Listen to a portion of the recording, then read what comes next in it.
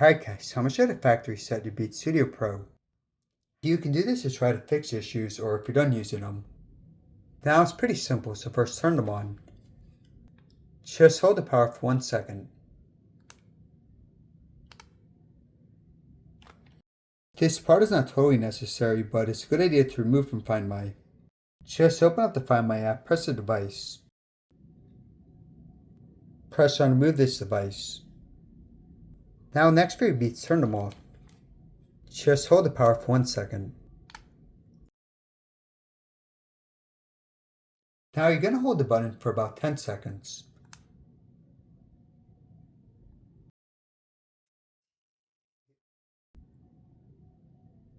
Just keep holding.